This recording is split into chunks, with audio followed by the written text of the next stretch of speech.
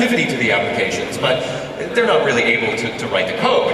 And in other cases, you have developers that get the designs and you know, they just can't realize the designer's intent. You know, it's difficult for them. You're right. And so a very common, popular use for tools like Photoshop and like Illustrator are COPs, application layouts, right?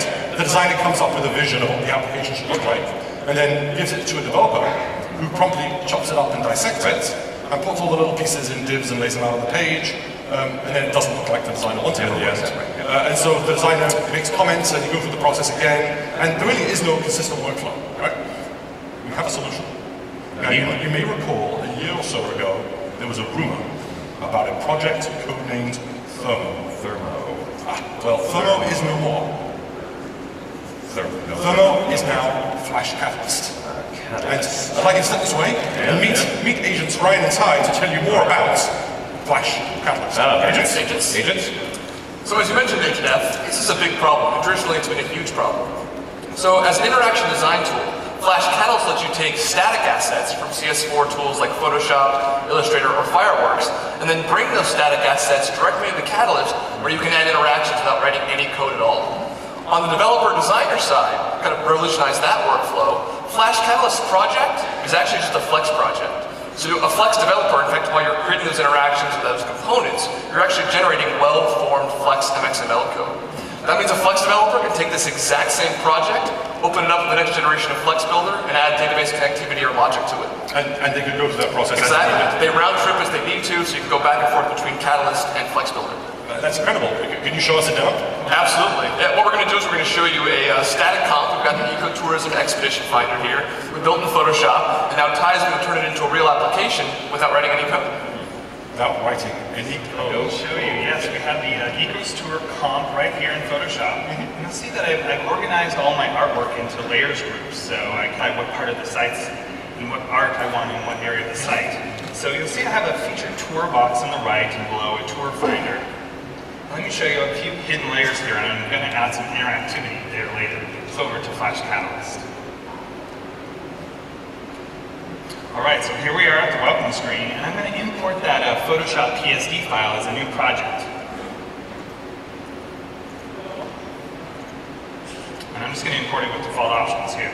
And Flash Catalyst integrates very, very tightly with the CS4 design tools. So what you're going to see is that we're going to maintain the exact same layer and folder structure that we had in Photoshop here in Flash Catalyst.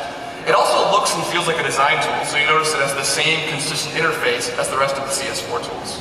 So this is something a designer will be pretty comfortable using. Exactly. Yes. Okay. So look here, now I have the Ecotour comp in Catalyst, and it looks just the same as it did in Photoshop. I've got all my layer groups preserved. So let's start adding some interactivity. Now down here I have this tour finder artwork, and I want to make it so that when you click on it, I'm going to show that world map that I displayed earlier.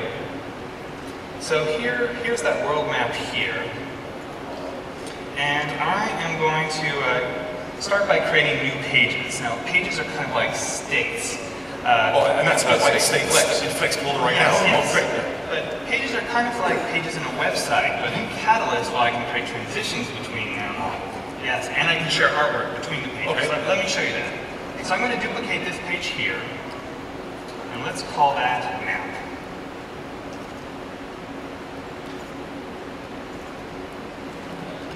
And we're going to call the first page main. Now the effect that I want this map to slide in from the right-hand side. So let's move that over here. And I'm going to hide it in the layers palette. So now I have two pages. I have my map off to the right in one page, and then the map in the center on the other. So I've created my pages, and now I want to add the transitions. Now transitions are animations in between states. So if you look down below at my timelines panel, Flash Catalyst has created some automatic transitions for me. Let's preview what it looks like. I'm going to click this preview button here. Okay, that's close to what I want, but I think it's a little too fast. So yeah, let me drag this move effect bar out a little bit to here, and let's play that again. Much better. Okay, so I think we have our transition all set. So now I'm going to add some interactivity. Now we need the tour finder artwork here to actually play that transition. So I'm going to select it, and I'm going to convert the artwork into a button component. And components are just like interactive widgets with a set of built-in behavior. What's unique about Flash Catalyst is we can take any piece of static freeform artwork and turn that into a component. So the components you create here are going to look very unique and unlike any other components in any other development kit out there. It gives designers full control over the Exactly. They know exactly what it's going to look like and it's going to appear that way in the application. So let me double click on my Tour Finder button now. You'll see because I've turned that component into a button, or the artwork into a button, I now have states behavior built right in. And first I'm going to add a rollover.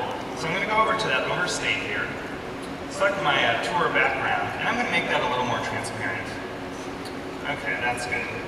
Now we're going to add the click interaction. So I have my Tour Finder box selected, and this is so easy. I just click on click, play transition to state, and I'm going to pick that map page that I created. Okay, so I'm all done here. Let's go over to the map page and work a little bit on it.